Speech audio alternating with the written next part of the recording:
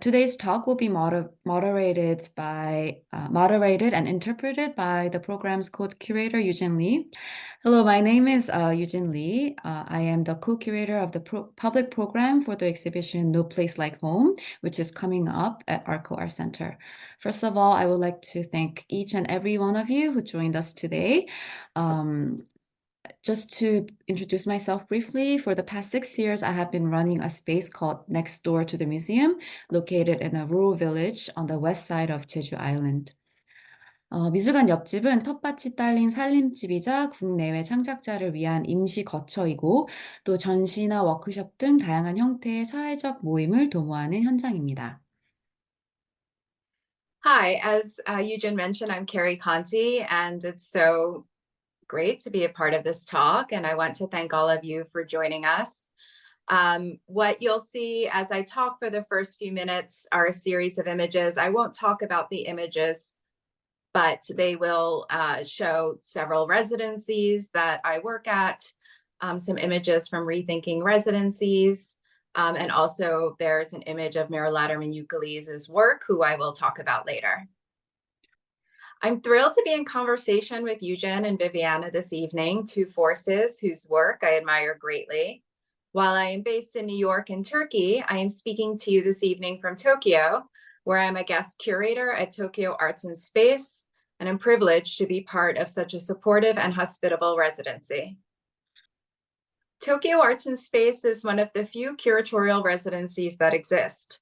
The idea of supporting curatorial residencies has not caught up to the proliferation of artist residencies, although we would need another panel to discuss that. So from this vantage point in Tokyo, it's especially pertinent to speak about residencies and to deepen our understanding of residencies together, an expansive and diverse field. I share a commitment with Eugene and Bibiana to dialogue, knowledge sharing, and critical inquiry into what residencies are, their histories, where they are headed, support structures, and even blind spots. And it's a testament to the impact of residencies that I met both of them through residency programs. At their core, residencies offer time, space, and support for artists, curators, and arts professionals to advance their work, expand their networks, and to find renewed energy through engagement with new communities and contexts. Residencies can be transformative, and they are powerful spaces of knowledge production. As Ermeli Koko, who's a Helsinki-based residency specialist, aptly wrote this year, residencies are units of time, quote unquote, intervals for focused artistic work. These units take endless forms. Residencies may host a single artist or as many as 50 participants at one time, range from weeks to years, and occur in urban centers, remote rural settings like next door to the museum, or even at sea or on a train. Their structures are equally varied, or production-focused and studio-based. Others prioritize research, act as retreats, or center on themes, collaboration, community engagement, or interdisciplinary practice. Residencies may unfold within institutions devoted primarily to them, what I term quote, residency-based institutions, unquote, which often integrate exhibitions and public programs to complement the residency experience. Alternatively, residencies can operate within museums, Kunsthalles, or similar institutions, supporting and enriching the institution's broader activities, even if residencies aren't the primary focus of such institutions.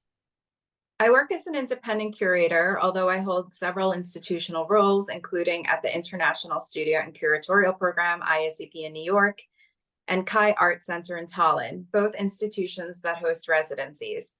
At IACP, the most comprehensive residency for artists and curators in the United States, where more than 100 artists and curators from nearly 100 countries, you saw the slide a few images ago, are in residence each year. I am now senior advisor there, and I held the director of programs and exhibitions for nearly a decade. When I began this tenure at IACP in 2010, I immediately looked for publications about residencies that I could learn from and that could guide me. And I was surprised that no scholarly texts on the subject existed, despite residencies becoming an increasingly vital part of the arts ecosystem. especially since the advent of the global turn in contemporary art in the 1990s. So in 2014, I co-founded Rethinking Residencies to bring together a group of residency programs primarily based in New York City. We had a lot to learn from each other. We aim to create a space for collaboration, knowledge, and resource exchange in a field where discussion and writing on residencies is scarce and is often overlooked in scholarly and critical discourse. This gap is partly due to the focus of residencies on process, which can make their essential work appear invisible. We set out to create a platform, or what we called a working group for mutual aid, and new collaborations that could challenge and rethink the residency model. And for those interested in learning more about the origins and working methods of rethinking residencies, Nick Weiss and I have co-authored an essay in the book that traces our working group's early history and development. This has been translated into Korean for all of you, along with the book's introduction and Bibiana's essay. Even in our first meeting, the idea of developing a book was ignited. In 2023, as Eugen mentioned, we finally did that with the publication of Bringing Worlds Together, the first anthology on residencies published in the United States. The book emerges from an online symposium that we organized in 2021, supported by the New York Foundation for the Arts, which brought together more than 20 leaders in the residencies field from the United States, Colombia, Finland, Morocco, Palestine, Taiwan, and beyond for 3 days of online discussions. Over these very productive days, we engaged in cross-cultural conversations, reinforcing how artist residencies are not neutral spaces. They are shaped by their specific context, the sociopolitical environment in which they exist, and the individuals who run and inhabit them. The book includes 2 panel transcripts from the symposium and more than 13 new chapters, all woven together by a central concern for the care and ethics that underpin residency programs. These chapters explore the role of care, support, and accountability in hosting artists and curators.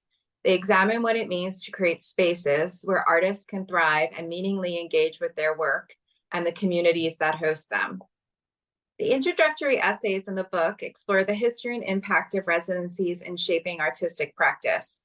For example, again, I mentioned 𝑃𝑙𝑎𝑐𝑒, her essay traces residencies' evolution from 19th century European artist colonies, and we can also trace them back to artist colonies in the United States as well at the same time, to today's global network of residency programs.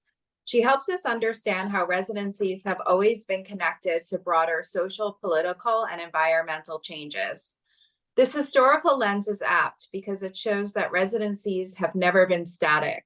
They have responded and adapted to shifting conditions, much like artists do, and residencies follow artists and their work. One of the ideas that runs through Bringing Worlds Together is that of care. Residencies, as Nova Benway and Susan Hapgood discuss, are often built around relationships of care for artists' work, time, and well-being. However, this poses challenges. The expectation that residencies will provide a safe, nurturing space can sometimes clash with the realities of limited resources, bureaucratic constraints, and the complexities of managing diverse needs. Nova draws an intriguing parallel to medical ethics, suggesting that residencies, like hospitals, must develop robust ethical frameworks to navigate these tensions. This ethical lens makes us ask difficult questions. How can we support artists and remain flexible without imposing a prescriptive experience? How do we balance the needs of the individual with the needs of the collective? These are questions without easy answers, but they are critically important. A essential part of our work with rethinking residencies has been questioning who gets access to residencies and why. Historically, residencies have been accessible mainly to those from the global north, due to the presence of robust funding and institutional structures there. This has reinforced existing inequalities in the art field, and the residency model must evolve to become more inclusive and responsive to the diverse realities of artists around the world. I see this as a political and ethical imperative and have worked over the years to develop new residencies for artists and curators from the global south. I think we can end the slideshow. We've seen all Okay. the images. Ecological responsibility is another idea that resonates throughout this book. Many contributors emphasize the need for residencies to be sustainable and to engage with their local communities and environments in ways beyond the physical space.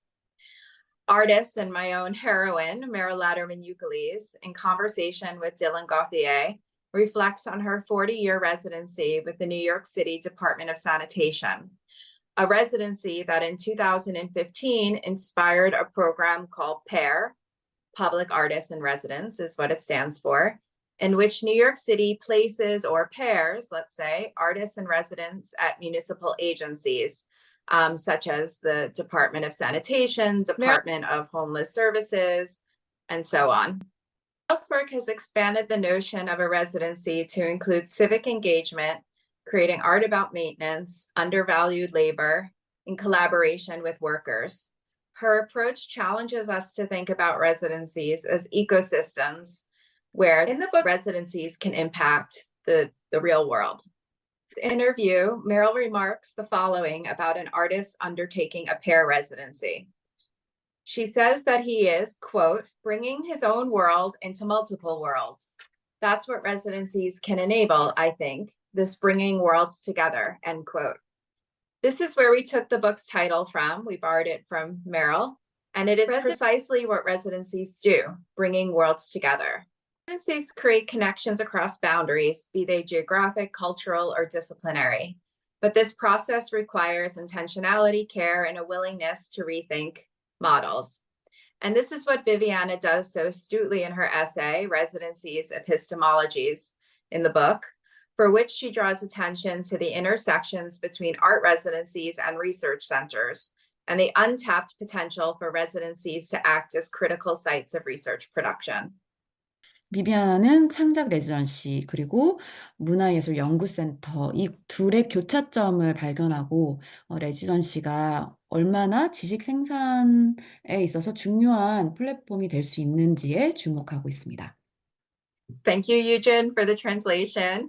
And I look forward to hearing more from Bibiana and to our conversation later. So thanks.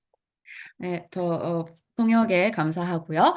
그리고 이제 비비아나 이야기를 듣고 그리고 이후 여러분과 함께 대화할 시간도 기대하고 있겠습니다. 감사합니다. Hi there. So first of all, I would like to thank 𝐻𝑜𝑚𝑒 for hosting this event and congratulate them for the project. Though I will not have a chance to visit the exhibition, the idea itself of focusing on the residency format and putting it under scrutiny interests me greatly. I would like to thank my co-participator, Kari Konte. We met in a residency I was hosting in Puglia with the organization I co-founded and I've co-directed since 2011 called 𝑃𝑙𝑎𝑐𝑒. So Kari was crushing the residency as we had invited a partner, Accanto Pal, and she thought it was a good idea to follow him and reconnect with her Italian roots. We have been in touch since then, and she has always been of great support and encouragement. I also would like to thank Eugene Li for inviting us, selecting this book and translating parts of it, including my essay. Though we only met 2 years ago, I feel a strong connection with this wonderful art practitioner. And in the same way Kari has been of support for me, I hope I can be of support for Eugene. So Eugene was in residency at the organization where I'm director now, Boyd Art Center, and we had a wonderful time and great opportunity to share our knowledge. So all interconnected relationships. I would like to thank you all for being here and for having read the text. And since I know this recorded video will be in the show, I would like to thank any visitor of the exhibition who will stop by and pay some attention to this talk while the exhibition is on. In the text, I'm kind of wondering what's the difference, if any, between art research centers and art residencies. I elaborate on these formats in the text and you can go back to it for reference, but for this public talk, I thought I would focus on something behind the text, something that would push this comparative analysis in a different direction. I would like to share with all of you how the art organization I'm leading is becoming an arts research center via the use of residency formats. By doing that, rather than keep a parallel trajectory between these two formats, I'm creating an intersection and doing so via the use of Void Art Center concrete examples. So they are here presented in chronological order, and if you give me a moment, I will share my screen and you will be able to see some images. Okay, I hope you can see it. Yes. So I will start with Adrian Balsecca residency, supported by the Artist International Development Fund, jointly funded by the British Council and the Art Council of Northern Ireland, and open to individual artists and organizations. The reason for this residency was to give the artists an opportunity to connect with our locale and to conduct local research. Our curator of civic engagement at the time, Vary Sutherland, created a list of useful contacts between local archives and museums, and that helped structure Adrian's visit. And Dr. Sherry Driver from Belfast School of Art helped facilitate some visit and library induction and hosted an artist talk by Adrian at the school. In Derry, and thanks to Tony Boyle, working for Heritage and Museum Service at Derry City Council, Adrian had access to the depot of Tower Museum and expanded his research. So this is the first example of our use of the residency format as a research platform. Eugene Lee visited during the same period, though her residency came about in a totally different way since she applied for the funding necessary for this visit. Her trip was supported by, correct me if I'm wrong, the Georgia's government, and we were definitely an interesting case study in her research around the use of nature-based approaches in the art, rurality, and hospitality. In this case, we put her in touch not only with local practitioners, but with another organization we are working with, Blackbird Culture Lab, based in Wexford, Ireland. There is a common denominator between these two residencies and is indeed research. This time, a research based on dialogical practice, not grounded in academia, but in the art system. Though for all I know, academia could be in Eugene's stars. So, this is another example with Pamela Whittaker, started her Arts and Humanities Research Council Impact Accelerator Account residencies in August 2024 and will be with us for a year. So this residency is a collaboration between us and Belfast School of Art, University of Ulster. In this case, we are really partnering with an academic entity for research to take place outside the university platform.